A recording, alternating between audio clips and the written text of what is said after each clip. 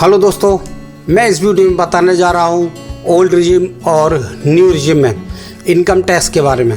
अगर आप income tax payer या आप इनकम टैक्स की रिटर्न जमा करते हैं, ITR अपनी जमा करते हैं, तो आपको क्या करना चाहिए, कौन सी रिजिम में जाना चाहिए, ओल्ड रिजिम में जाना चाहिए या न्यू रिजिम में जाना चाहिए। आपकी इस साल की असेसमेंट ईयर होगी 2025-26, जिसका फाइनेंशियल ईयर है 2024-25। इसका मतलब ये हुआ कि आपने 1 अप्रैल 2024 से लेकर के 31 मार्च 2025 तक जो भी ट्रांजैक्शन किए हैं, उस फाइनेंशियल ईयर की असेसमेंट ईयर होती 2025-26। तो आप अपनी इनकम टैक्स की रिटर्न 2025 या 26 में जमा कर रहे हैं, तो आपको क्या क्या चीज़ों का ध्यान रखना है। आपको ओल्ड रिजिम में जाना है या आपको न्यू रिजिम में जाना है, तो मैं आपको डिटेल से बताने जा रहा हूँ।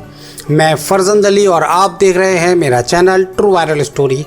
आप देखना चाहते हैं नई नई जानकारी की वीडियो, इन्फॉर्मेटिव वीडियो या इनकम टैक्स GST से रिलेटेड वीडियो या फाइनेंस से रिलेटेड वीडियो, तो आप हमारे चैनल ट्रू वायरल स्टोरी को ज़रूर सब्सक्राइब कीजिएगा। तो अपने टॉपिक पर लौट कर आता हूँ। तो दोस्तों, इस साल 2 रिजिम है, एक न्यू रिजिम और दूसरा ओल्ड रिजिम। जब आप रिटर्न जमा करेंगे तो बाय डिफ़ॉल्ट आपको न्यू रिजिम मिलेगा। अगर आप रिजिम चेंज करना चाहते हैं तो वहाँ पर ऑप्शन है, वहाँ पर आपको रिजिम चेंज करना पड़ेगा। और अब आपको बताता हूँ सबसे पहले कि इनकम टैक्स का स्लैब क्या है, ओल्ड रिजिम में क्या है और न्यू रिजिम में क्या है। तो दोस्तों, ओल्ड रिजिम में वही है जो पहले था और न्यू रिजिम में चेंज किए गए हैं, तो वो आपको मैं बता रहा हूँ। ओल्ड रिजिम में कोई चेंजेस नहीं है, तो उसके हिसाब से है 2.5 लाख रुपये तक कोई टैक्स नहीं है, एग्जेम्प्ट है। और 2.5 लाख रुपये से लेकर के 5 लाख रुपये तक आपको 5% टैक्स देना है। और 5 लाख 1 रुपये से लेकर के आपको 10 लाख रुपये तक 20% टैक्स है। और 10 लाख रुपये से ऊपर जितनी भी इनकम है उस पर 30% टैक्स है। और इसके ऊपर 4% हेल्थ एंड एजुकेशन सेस लगेगा। और फिर अब मैं आपको बता रहा हूँ न्यू टैक्स रिजिम। तो न्यू टैक्स रिजिम में आपको 3 लाख रुपये तक टैक्स एग्जम्पशन है। 3 लाख 1 रुपये से लेकर के 7 लाख रुपये तक आपको 5%, और 7 लाख 1 रुपये से लेकर के 10 लाख रुपये तक आपको 10%, और 10 लाख 1 रुपये से लेकर के 12 लाख रुपये तक 15%, और 12 लाख 1 रुपये से लेकर के 15 लाख रुपये तक 20% है, और 15 लाख रुपये से ऊपर 30% है। और जो भी टैक्स बैठेगा उस पर 4% आपको हेल्थ एंड एजुकेशन सेस भी लगेगा। अगर आप न्यू रिजिम में जाते हैं तो आपको 7 लाख रुपए तक कोई भी टैक्स नहीं देना है। अगर 7 लाख रुपए से नीचे इनकम है तो फिर आपको अंडर सेक्शन 87A का रिबेट मिल जाएगा, तो आपका टैक्स निल हो जाएगा। दोस्तों, अगर आप ओल्ड रिजिम में जाना चाहते हैं तो उसके लिए आपको डिडक्शन मिल जाएगी। अगर आपने कुछ डिडक्शंस हैं, जो मेन डिडक्शंस हैं, उसमें अगर आपने इन्वेस्टमेंट किया है तो फिर आपको बेनिफिट रहेगा, तो आपको ओल्ड रिजिम में ही जाना बेहतर रहेगा।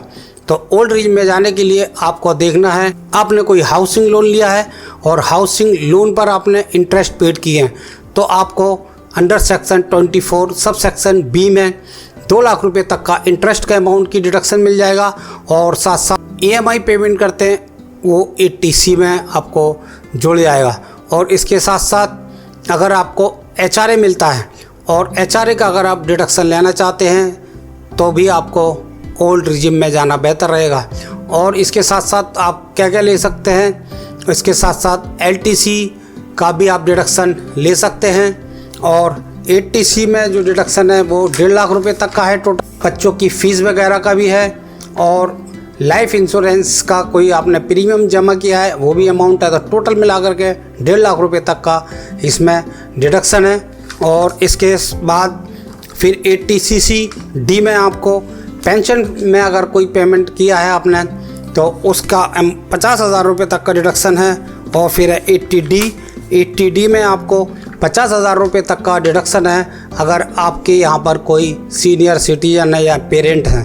तो पेरेंट्स अगर आपके साथ में है तो आपको 50,000 रुपये का तक का डिडक्शन है 80D में, और अगर नहीं है तो 25,000 रुपये तक का आपको डिडक्शन मिल जाएगा। और फिर है 80DD है पेमेंट मेड टूवर्ड मेंटेनेंस और medical treatment of disable dependent. अगर आपके घर में कोई डिपेंडेंट डिसेबल है उसके लिए 75,000 रुपये तक का डिडक्शन है, और अगर वो 80% से ज़्यादा डिसेबल तो उसका 1,25,000 रुपये तक आप डिडक्शन ले सकते हैं।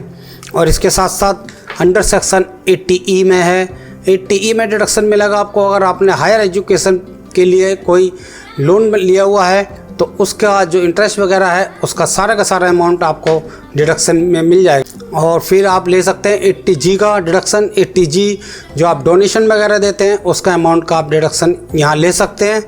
और 80GG का डिडक्शन होता है रेंट का। अगर आपने HRA क्लेम नहीं किया है तो फिर आपको 80G में डिडक्शन मिल सकता है 5,000 रुपये पर महीने के हिसाब से मैक्सिमम। और फिर इसके बाद है 80TTA।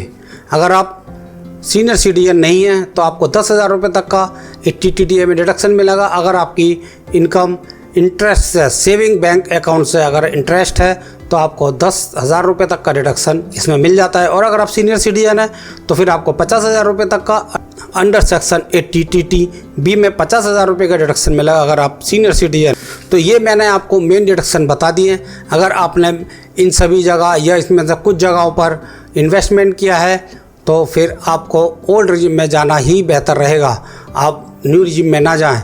और अगर आपने इन चीज़ों में इन्वेस्टमेंट नहीं किया हुआ है या खर्चे नहीं किए हैं तो फिर आपके लिए न्यू रिजिम ही बेहतर रहेगा। तो न्यू रिजिम में आपको कम टैक्स देना पड़ेगा। तो दोस्तों, मेरी ये वीडियो आपको पसंद आई होगी और आपको इन दोनों में डिफरेंस समझ आ गया होगा, ओल्ड रिजिम में और न्यू रिजिम में।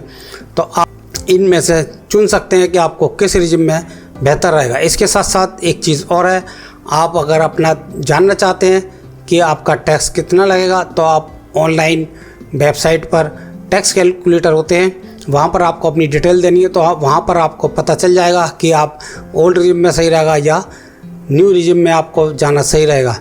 तो दोस्तों, मेरी वीडियो आपको पसंद आई हो तो आपको पसंद आई हो तो मेरे इस वीडियो को ज़्यादा से ज़्यादा लाइक कीजिएगा, शेयर कीजिएगा। और आपने अभी मेरे चैनल ट्रू वैल्यू स्टूडियो को नहीं सब्सक्राइब किया तो प्लीज़ सब्सक्राइब कर लीजिएगा। ये वीडियो देखने के लिए आपका बहुत बहुत शुक्रिया।